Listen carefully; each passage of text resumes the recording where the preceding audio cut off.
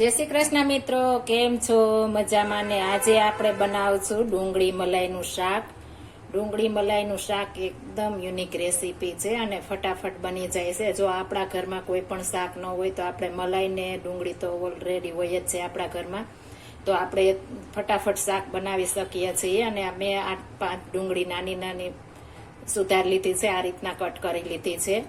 ત્યારબાદ આપણે મોળું દહીં લીધું છે, આપણે મલાઈ લીધી છે અડધી વાટકી, અને આપણે અડધી વાટકી દહીં લીધું છે. પછી 1 ટમેટાને મેં નાના નાના કટ કરી લીધા છે, આદુ લીધું, પછી 2 સૂકા મરચાં તમામ પત્ર છે, લાલ મરચું પાવડર, હળદર, પેપ્સિકમ, આપણે ધાણા જીરું પાવડર, ચાટ મસાલો, આખું જીરું આપણે વઘાર માટે, હિંગ વઘાર માટે, અને નિમક લીધું છે. આપણે આ મલાઈને એકદમ મસ્ત આ રીતના ફેટી લેવાની છે, તમે જોઈ શકો છો. આ એકદમ ફેટી લેશું એટલે એકદમ મસ્ત બનશે. આપણું આ શાક ખાવાની પણ એકદમ મજા આવે છે. જો 2 રોટલી ખાવી હોય તો 4 રોટલી ખવાઈ જાય એટલું મસ્ત આ શાક બને છે આપણે ડુંગળી મલાઈનું. આ રીતના આપણે મલાઈ ફેટાઈ ગઈ છે. હવે આપણે દહીં પણ ફેટી લેશું. આપણે દહીં આખું નથી નાખવાનું, આ રીતના ફેટી લેવાનું છે, તમે જોઈ શકો છો. આ રીતના આપણે એકદમ મસ્ત ફેટી લેશું. તમારી પાસે જો દહીં ન હોય તો તમે ગોરું અથવા છાશ પણ નાખી શકો છો. આપણે મલાઈ પણ આ રીતના એકદમ સરસ ફેટી લીધી છે, તમે જોઈ શકો છો. અને આપણે એક ખાસ ધ્યાન રાખવાનું છે, આપણે મલાઈ ફ્રેશ લેવાની છે. આપણે દૂધમાં જે ઉપર વળે છે તે મલાઈ લેવાની છે, આપણે વાસી મલાઈ નથી લેવાની, તો આપણું શાક એકદમ સરસ નહીં બને. આપણે આ ફ્રેશ મલાઈ લીધી છે, તમે જોઈ શકો છો. હવે આપણે વઘાર કરીશું. આપણે પેન ગરમ મૂકી દીધી છે, તેમાં આપણે તેલ નાખીશું. મેં સિંગ તેલ લીધું છે, તમે કોઈ પણ તેલ લઈ શકો છો. આપણે 2 પાવડા તેલ નાખીશું. આમાં આપણે વધારે તેલ નથી નાખવાનું, આપણે મલાઈ નાખીશું તેમાંથી આપણે ઘી છૂટું પડે જ છે, એટલા માટે આપણે ઓછું તેલ મૂકવાનું છે. જો તમે વધારે ખાતા હો તો નાખી શકો છો, પણ આમાં જેમ ઓછું તેલ હશે તેમ આપણું શાક મસ્ત બનશે. આપણું તેલ ગરમ થાય એટલે આ 2 તમામ પત્ર, 2 સૂકા મરચા, આખું જીરું નાખી દેશું. આપણે એકદમ ફોડી નાખવાનું છે, એકદમ ફૂટી જાય ત્યારબાદ આપણે બીજી વસ્તુ આપણે ઉમેરીશું.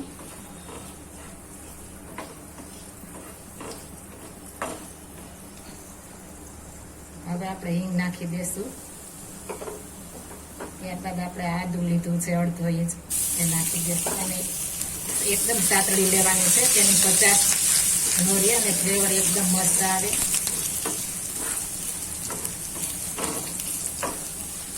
મસ્ત આપણું સતળાઈ ગયું છે બધું. ડુંગળી નાખી દઈશું.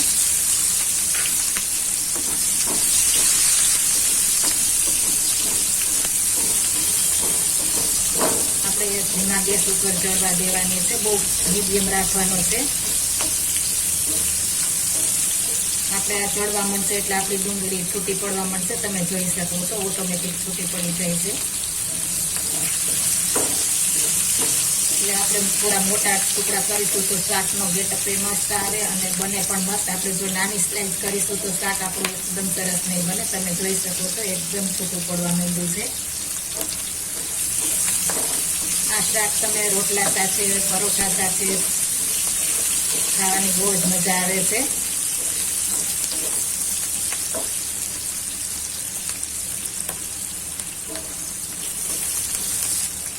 હવે આપણે કટ કરેલું ટમેટું ઉમેરી દઈશું.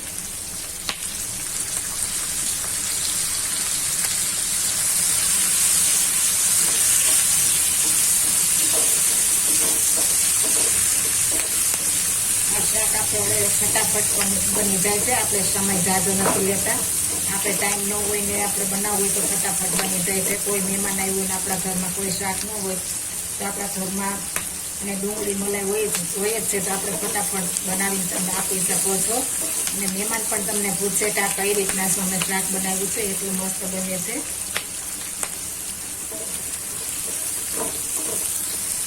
હવે આપણે પેપ્સિકમ નાખી દઈશું.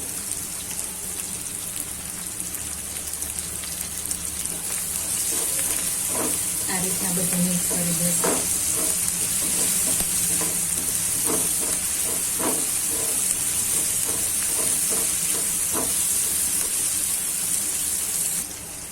બધા મસાલા ઉમેરી દેશું.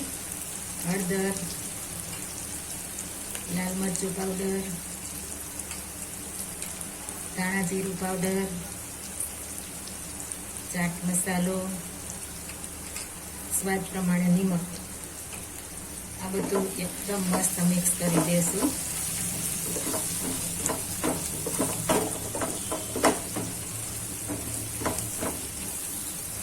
આપણે ડુંગળી સરસ ચડી ગઈ છે. હવે આપણે મલાઈ લીધી છે તે નાખી દેશું.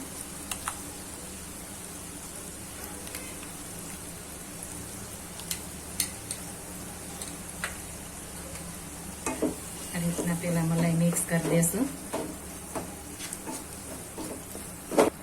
આ રીતના બધું મિક્સ કરી દેવાનું છે. હવે આપણે તેમાં દહીં ઉમેરીશું. જો તમારે દહીંનું ઉમેરવું હોય તો આમચૂર પાવડર તમે નાખી શકો છો, લીંબુ પણ નાખી શકો છો, પણ આપણે જો દહીં હશે તો મસ્ત ફ્લેવર આવશે આપણે શાકની, ડુંગળી મલાઈની. એટલે આ રીતના જરૂર એકવાર ટ્રાય મારજો. મસ્ત આપણું શાક બને છે. તમે એકવાર બનાવશો તો વારે વખતે ઘરના બધા લોકો કહેશે કે તમે મલાઈ ડુંગળીનું શાક બનાવો. એટલું મસ્ત બને છે. તમે જોઈ શકો છો એકદમ રસાદાર આપણું શાક બની ગયું છે. હવે તેની ફ્લેવર વધારવા માટે હું 2 સૂકા મરચાં નાખું છું.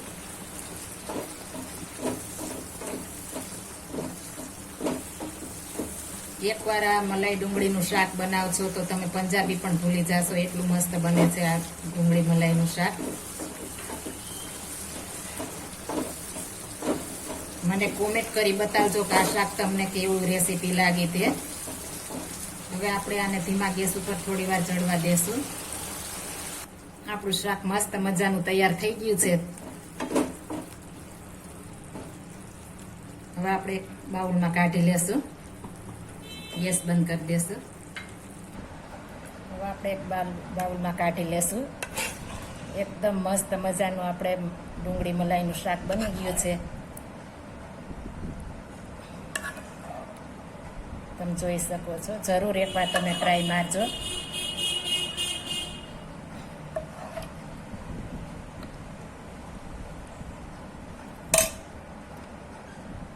આપણે મસ્ત મજાનું બાઉલમાં શાક કાઢી લીધું છે.